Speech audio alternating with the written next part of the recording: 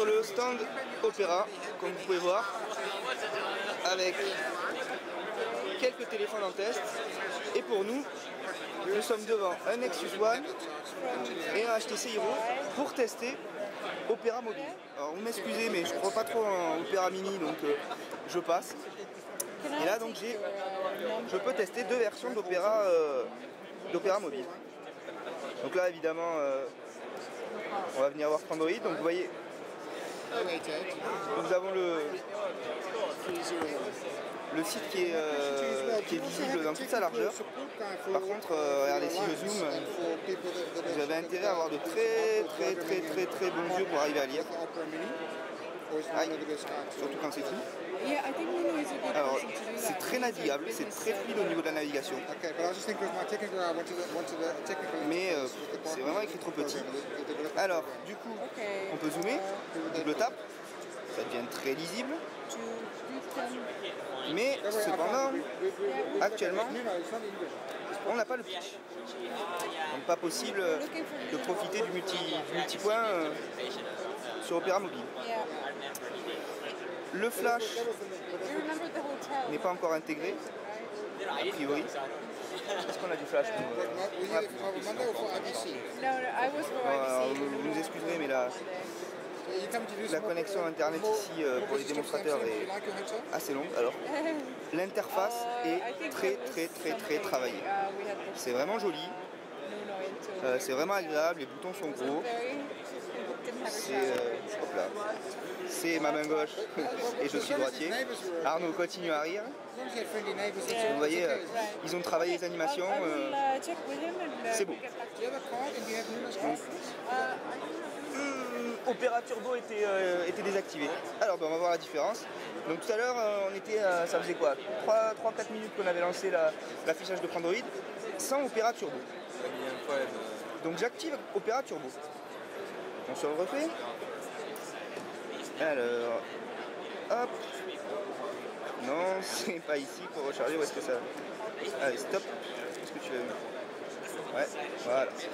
On arrête et on recharge.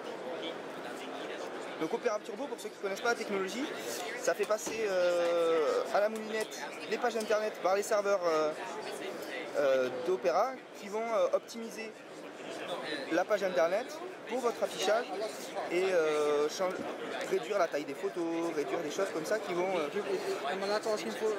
pas être adaptées à votre écran et du coup qui vont demander de la bande passante. Alors ce ne sera pas forcément utile. C'est plus fluide. Alors, voilà, le problème c'est que pour ce test, le réseau mobile est moyen.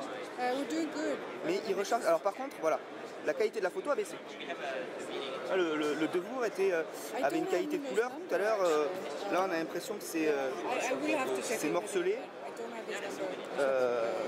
En tout cas là c'est flou, c'est sûr. Donc, mon caméscope est flou. Le bandeau, voilà, le bandeau est moins beau. Ok, that's no problem. Bye. Le traitement, les deux couleurs là. Ouais. Par contre j'arrive pas à faire une vidéo pas floue.